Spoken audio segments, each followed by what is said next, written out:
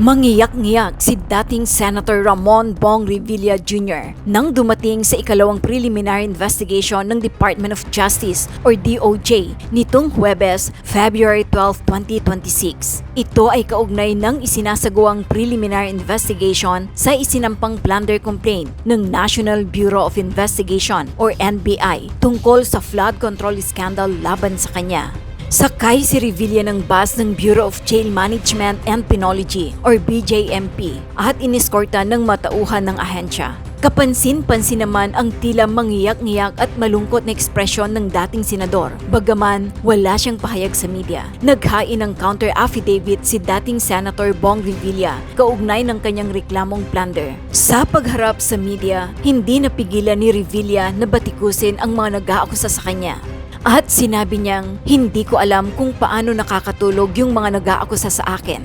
Itinuro nila na dapat managot sa kaso sina dating Department of Public Works and Highways or DPWH Undersecretary Roberto Bernardo at dating DPWH Bulacan 1st District Engineer Henry Alcantara na parehong nasa ilalim ng Witness Protection Program ng DOJ.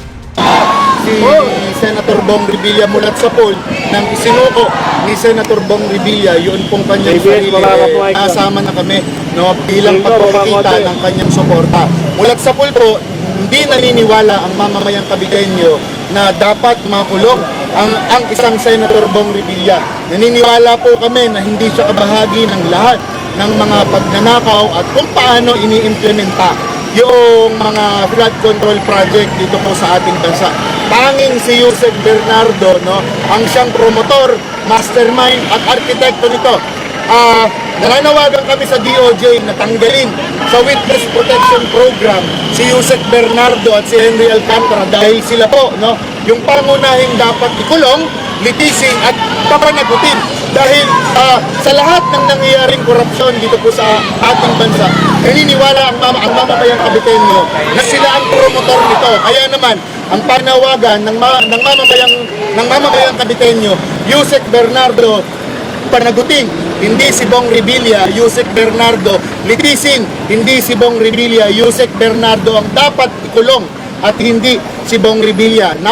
Malinis ang konsensya ni Senator Bong Revilla sa lahat ng mga binibintang sa kanya. Kung babalikan nga po natin, isinuko niya noong Enero yung kanyang sarili, hindi pa man naipepresenta sa kanya at nababalita pa lamang sa media na meron siyang warrant of arrest. Bilang pagpapakita na malinis ang kanyang konsensya, isinuko niya ng kusa yung kanyang sarili sa NBI para hayaan na natin na yung batas yung tumusik. Ganun din, nananawagan kami ng patas na hustisya, patas na paglilitis at magkaroon ng patas na due process para kay Senator Bong Revilla.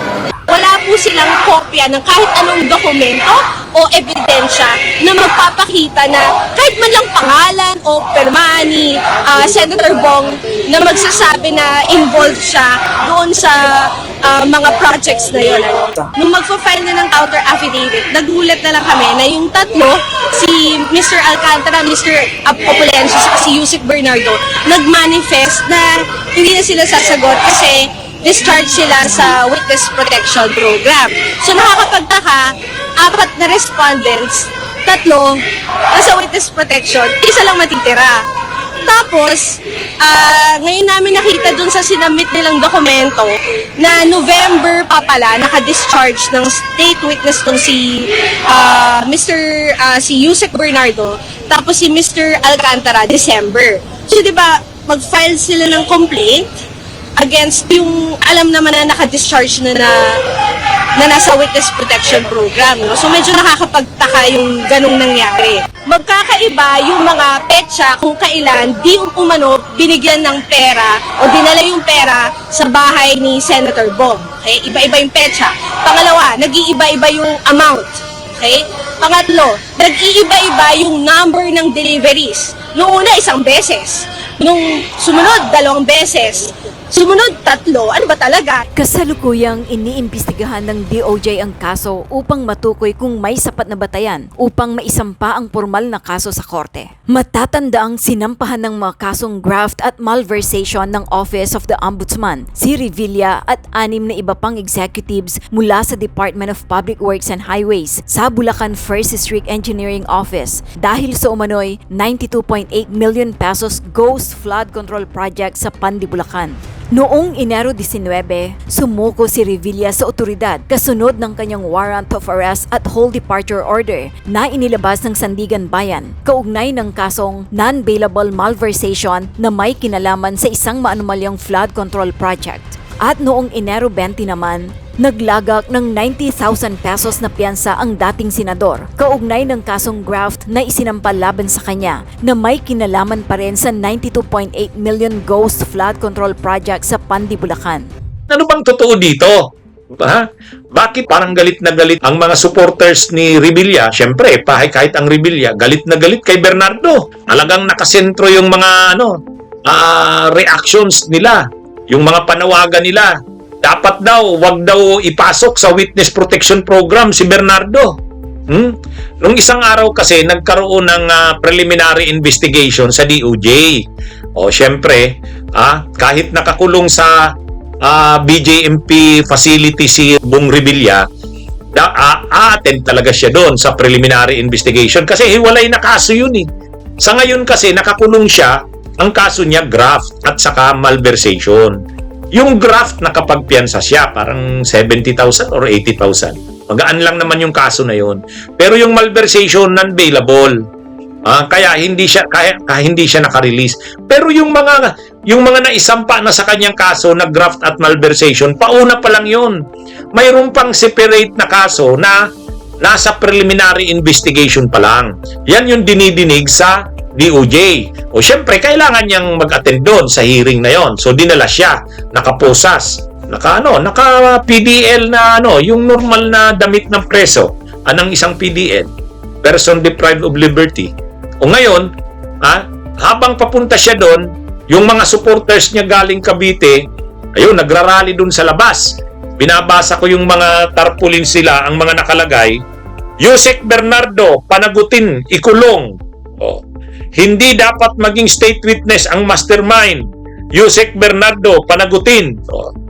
Talagang si Yusek Bernardo, yung kanilang pinag-iinitan, mga kabunyog, mga kababayan. Galit yung mga Revilla at yung mga supporters nila kay Bernardo. Kasi si Bernardo yung Si Bernardo talaga yung main na witness laban kay Bong Revilla. Ay kaya lang ginawa na, pumasa na si Bernardo sa witness protection program. Pasado na siya sa pagiging state witness. Ibig sabihin, hindi nakakasuhan si Bernardo. Instead, gagamitin na siya ng gobyerno na state witness laban kay Revilla. Ay di syempre, galit na galit ang mga supporters nila at ang mga Revilla. Kasi si Bernardo talaga ang nag-pin down kay Revilla napakalinaw pa naman ng mga naratibo ni Bernardo. Unang-una, siya pa mismo ang nagdala ng pera doon sa bahay ni Revilla. At si Revilla pa rin mismo ang tumanggap. Doon, kaya pag sinalang yan si Bernardo, magpipresent yan ng mga ebidensya niya. Siguro, baka nung mga araw na yan, halimbawa, pumunta siya ng Bacoor, baka may ipipresent siya dyan ng mga, siguro, may conversation sila ni Bong Revilla. Hindi naman sasabihin yun ni Bernardo nang wala siyang mga supporting evidence o mga suportang ebidensya doon sa sinabi niya laban kay Bong Revilla. Kaya medyo galit talaga itong hindi pala medyo, sobrang galit ng mga Revilla kay Bernardo. Kaya kinukontra nila yung pag-aproba kay Bernardo bilang state witness. Kaya yung mga panawagan ng mga nagrarally sa labas ng DOJ nung araw na yun na nandun si Revilla, ang panawagan nila, hindi dapat gawing state witness si Bernardo. Bernardo, mastermind, panagutin. So ang ang inaakusa nila si Bernardo ang mastermind. Kaya ito ang dapat makulong, makasuhan. Ginawang state witness si Bernardo eh. Kaya nga ang sabi ni Revilla, Wala kung paano nakakatulog yung mga nag-akusa sa akin. marami kasing alam si Bernardo. Ninong daw si Bernardo ng anak ni Revilla. Si Revilla din yata, ninong din ang anak niya eh. Talagang malalim ang pinagsamahan nila. Malalim ang kaya maraming alam si Bernardo talaga kay Revilla. Kaya lang, siyempre nasukol na si Bernardo. Wala na, parang sa kanya, wala na siyang magagawa. Sasabihin niya na ang lahat niyang nalalaman. At saka pinapasauli sa kanya. Yung mga di umano'y ninakaw niyang yaman, siyempre yung mga nakuha ni Bernardo, 1 billion yata. 1 billion ang pinapasauli kay Bernardo. Bahagi yan nung agreement o kasunduan sa kanyang pagiging state witness. Sasabihin niya ang lahat ng niyang nalalaman at ibabalik niya yung halos 1 billion ang kinukompute na dapat niyang ibalik. Kaya naaprubahan yung kanyang witness protection program. Ginawa siyang state witness. Pero syempre, galit na galit sila Revilla. Kasi siya lang naman talaga yung pinakamatibay na testigo laban sa kay Bong Revilla eh. Kaya lang, yung pagkakakwento kasi ni Bernardo, walang kumbaga, walang napaka-consistent ng mga sinasabi. Yung alam na alam niya talaga ang lugar ng Revilla. Yung relasyon nila ng Revilla ay malapit talaga. Close talaga sila. Kaya ang hirap lusutan ito ni Revilla. At saka yung mga projects ni Revilla dun din sa Bulacan. Binisita pa ni Revilla 'yon nung may mga pictures din na nandun si Revilla mismo sa Bulacan. Kasama niya yung si District Engineer, dating District Engineer Henry Alcantara, dating Assistant District Engineer Bryce Hernandez, kasama niya doon. Kaya talagang involved si Revilla doon sa mga proyekto sa Bulacan. Kaya lumalabas matitibay ang mga ebidensya at mga testigo laban sa kanya. Ay siyempre, gustong sirain ng mga tao na supporters ni Revilla at ng Revilla si Bernardo. Kasi pag nawala si Bernardo, pag hindi na ito state witness laban sa kanya, magiging mahina na ang kaso ng gobyerno laban kay Revilla. Kaya kay Bernardo talaga sila galit na galit. At ang sinasabi ni Revilla, nakakatulog pa kaya ang nag-aakusa sa kanya. Parang kung titingnan mo, ang pinapalabas ni Revilla, hindi totoo yung mga sinasabi sa kanya na inaakusa lang siya, ginagawan lang ng mga ng mga kasinungalingan. Wala daw siyang kasalanan. Pero sa isang banda rin, pwede mo ring sabihin na ang sama ng loob ni Revilla ay nakakatulog pa ba ang mga gumagawa nun sa kanya? Nung parang magkakasama sila sa lahat ng ginagawa na yan, sa lahat ng nangyari na yan, nanginabang sila lahat. Tapos ngayon, siya lang yung magidudusa. Kasi sila Bernardo, state witness na. Ibig sabihin, drop na yung charges sa kanila. Kaya nga yung reaksyon ng abogado Anong abogada pala? Apat silang respondents o pinapanagot dyan. Si Bryce Hernandez yata, si Revilla, si Bernardo, at saka si Alcantara. Tapos pagdating ngayon, lahat ng tatlo,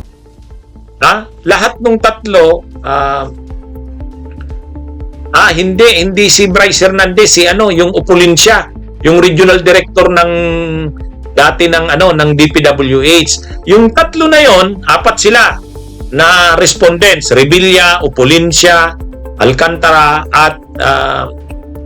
at Bernardo. Ngayon, ang nangyari, yung tatlo, wala na, state witnesses na sila. Si Revilla na lang natitira. Kaya, ang sabi nung abogada ni Revilla, ang nangyari dito, 4 yung dating respondents, tapos pagdating ngayon, ito na lang kliyente namin. Si Bong Revilla na lang ang natira, yung 3 state witnesses na. O kaya, ang sabi nga, pwedeng yan yung kung titingnan mo, lahat naman sila nang inabang, tapos pagdating ngayon, siya lang yung nagdurusa. Kasi yung 3 state witness na yon, madadrop na yung madadrop na. Ang problema kasi kay Revilla, unang-una, napakalaki ng role niya. Sa kanya yung simula eh. Siya yung proponent ng siya yung source ng pondo. Siya yung proponent eh nung mga projects na yon. Kaya mahirap siyang maging state witness. State witness na yung 3 respondents. Kaya siya na lang talagang natira. Kaya dali talaga si Revilla na ang nangyari parang siya yung naiwan. Siya na lang yung nagdurusa sa mga nangyari na yan. Pinararating po ng aming pamilya, lalong-lalo na po ng aking asawa na si Senator Bong Revilla, ang kanyang taus-pusong pasasalamat sa inyong panahon at pakikiisa sa panalangin at prayer rally na ito. Umaumapaw po ang pasasalamat mula sa kaibuturan ng aming puso. Palakpakan po natin ang bawat isa sa atin. Napakabigat po ang panahong ito sa aming pamilya. Ngunit sa inyo kami humuhugot ng lakas. At higit sa lahat sa Panginoong Diyos. Our Lord is our refuge and our fortress. Patuloy namin hinihiling sa Kanya ang kalakasan ng puso, kalooban at katawan upang mairaos ang mga pagsubok na ito na aming dinaranas. Masakit at higit sa lahat, nakakagalit na masilayan ang aming mahal na ama, ang aking mahal na asawa sa kanyang pinagdaraanan ngayon, sapagkat ang kanyang pagdurusa ay hindi bunga ng pagsuko sa isang kasalanan, kundi isang pagsuko sa sistemang pumayag sa kawalan ng hustisya, sa kawalan ng tunay na katarungan, kung saan ang inosente ay pinipiit at binubusalan. Ito ay sugat sa puso namin. Sugat sa mga supporters niya at sugat sa bawat isang mamamayang Pilipino na kanyang tinulungan. Isang malakas na dagok sa aming puso at damdamin. Ngunit dahil po sa inyong pagmamahal na pinapakita ngayong gabi, sa inyong suporta at panahon na inuukol sa gabing ito, kayang harapin ni Senator Bong Revilla ang patuloy na pagpukol ng mga maling akusasyon laban sa kanya. Marami sa kanya ang humimok na huwag sumuko, naiwasan ang mga batikos, naiwasan ang mga akusasyon. Marami ang nag-udyok sa kanya na magtago. Ngunit hinarap ni Bong ng taas noo at buong tapang, sumuko sa otoridad. Hinarap niya sa kabila ng sakit at malaking sakripisyo. Sinuko niya ang kanyang dignidad, pagkat buo sa kanyang loob na wala siyang kasalanan. Naniniwala siya na kakampi niya ang katotohanan. At tiyak ako habang nasisilayan niya ang pagmamahal at suporta ng bawat isa sa inyo, habang nararamdaman niya ang pagmamahal at pagyakap ng Panginoon sa kanyang buhay, kahit kailan hindi niya isusuko ang kanyang pagmamahal sa bayan, hindi niya isusuko ang pagmamahal sa inyong mga kababayan nating mga Kabitenyo, at hindi niya isusuko ang pagmamahal niya sa ating mga kababayang Pilipino.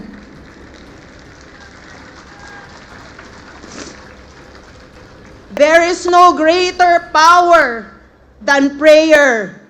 At yan ang ipinamalas natin ngayong gabi. Ang sama-samang panalangin ng iba't ibang mga religious sectors. Hindi lamang para sa isang tao, kundi para sa ating bansa. Pagod na tayong mga Pilipino. Hindi na natin alam kung ano ang totoo.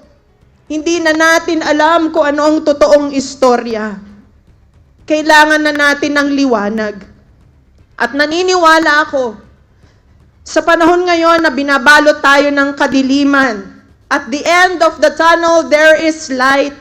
At ang magbibigay ng liwanag sa ating lahat, sa ating bansa, ay walang iba kundi ang Panginoong Diyos. Sa tibay ng paninindigan, sa lakas ng ating pagkakaisa, at sa gabay ng ating Panginoong Diyos, mananatili tayong nakatayo. Hindi tayo uurong. Hindi tayo magtatago at hindi tayo matitinag. Habang may paninindigan tayong lahat para sa katotohanan, habang may nagmamahal at habang may nananalig, ang hustisya ay makakamtan nating lahat, makakamtan ng sambayanang Pilipino.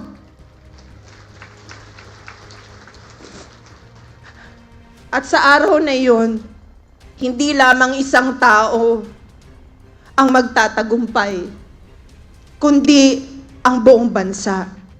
Naniniwala ako that God is performing a great miracle. Maraming masisiwalat at kailangan masiwalat ang katotohanan at hindi kasinungalingan. Huwag tayo basta-basta maniwala sa fake news na nakikita natin sa social media. Huwag tayong basta magpapabilog sa mga nababasa natin. Mag-fact check po tayo. At ang pagmamahal na nandito sa ating puso, ang siyang manaig sa katotohanan. Ang pagmamahal natin sa Panginoon, ang siyang manaig para makita natin ang liwanag, para makita natin ang katotohanan. Muli, maraming salamat sa inyong lahat. Binabalik namin ang pagmamahal sa Panginoong Diyos, na siyang Panginoon nating lahat, na siyang gagawa ng milagro, na siyang magtutuwid ng storya ng ating mga buhay at kasaysayan ng ating bansa. Panginoon, kayo na ang bahala sa aming lahat. Kayo na po ang bahala sa buhay ni Senator Bong Revilla at sa aming buong pamilya. Pagkalooban niyo po kami ng lakas at paninindigan hanggang sa huli. Hanggang sa huling patak ng aming dugo. Hanggang sa huling hininga naming lahat. Kayo po ang bahala sa amin. Maraming salamat po sa inyong panalangin at patuloy tayong manalangin para sa tunay na hustisya at para sa ating bansa. Maraming salamat po. God bless us all. Mag-subscribe at i-click ang notification bell para sa mga susunod na video updates. Maraming salamat po.